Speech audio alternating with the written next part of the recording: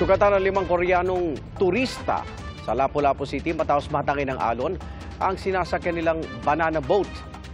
Nalunod naman sa ilog ang isang dalagita sa Calasiao, Pangasinan.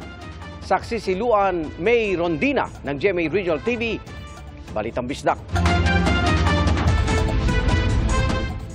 Gagraduate sana ngayong Mayo sa grade 6 ang 13 anyos na si Jamila Di Guzman. Pero di na siya makatuntong sa entablado matapos siyang malunod sa ilog sa Calasiao, Pangasinan. Ayon sa mga kaanak ng biktima, niyaya si Jamila ng kanyang kapatid na maligo sa ilog. Hanggang sa napadpad siya sa malalim na bahagi ng ilog na aabot umano sa 10 talampakan. Kasi dyan, ang babaw. Siguro pag ng bata, pumunta sa malalim. Kaya yun ang siguro nangyari. Hindi man lang nagsakluro yung kuya niya. Doon pa sa banda roon pa nagyaya ng sakluro na sabi niya, nalulunod si Jamila. Sabi niya doon sa banda-banda doon, sa dulo pa.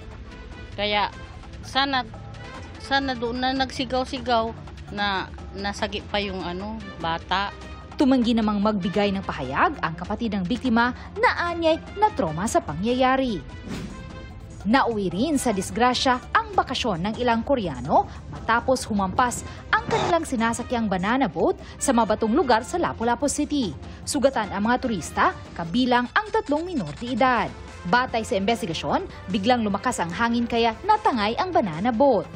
Nasa siguro nilapses ang operator sa jet ski kaya kuha siya maglingi nga di sa to niya gipugos og lamba kay ni kuha naman ang banana boat diri naman sa daol sa baybay nga in kaso iyang malambam gina siya iya tagi secure daan dili sa kabatuan malamba ang kuan atong banana boat.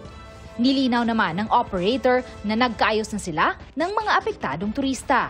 Para sa GMA Integrated News, ako si Luan May Rondina ng GMA Regional TV Balitang Bisdak, ang inyong saksi.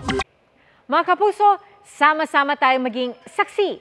Mag-subscribe sa GMA Integrated News sa YouTube at para sa mga kapuso abroad, samahan niyo kami sa GMA Pinoy TV at sa www.gmanews.tv.